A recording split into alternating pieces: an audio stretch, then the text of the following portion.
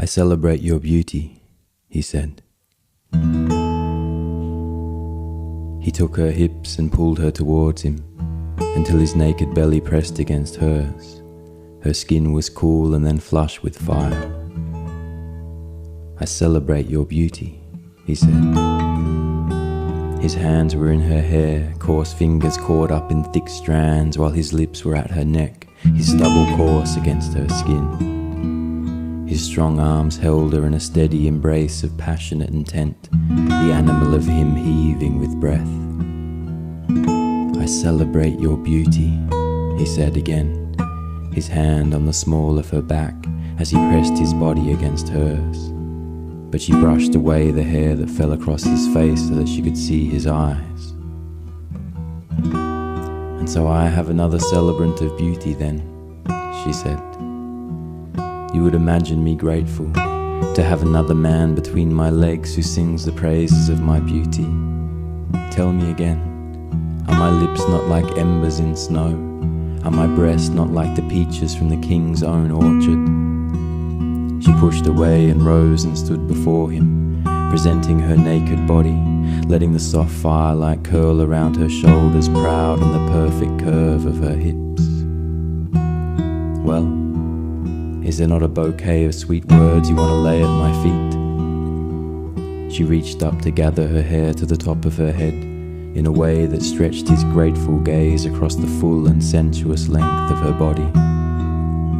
Desire now flared in his eyes, but he was not deaf to the sadness that stalked the timbre of her voice.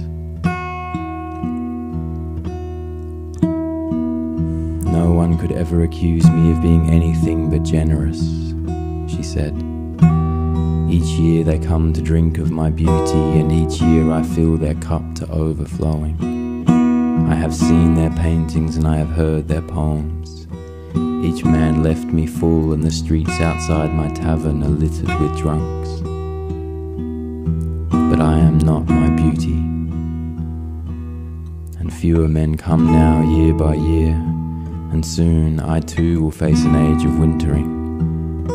So tell me this then, rogue prince, will you love me even then, when the garden of my beauty is emptied and no flowers bloom?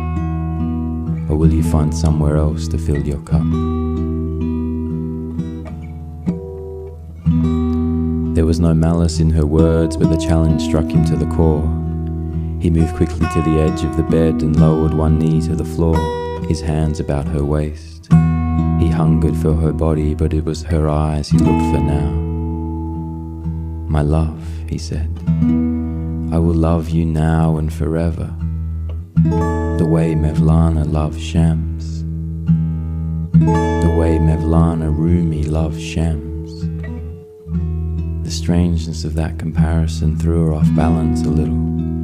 She remembered the mystical love that Rumi and Shams had shared. She remembered the first time they met, the single powerful prayer that the two of them became when they were together, and Rumi's grief when he finally lost his friend, murdered outside his own home. "You challenge me now," he said, "the way Shams challenged Rumi on the day they met, and I will answer you in like kind, my love."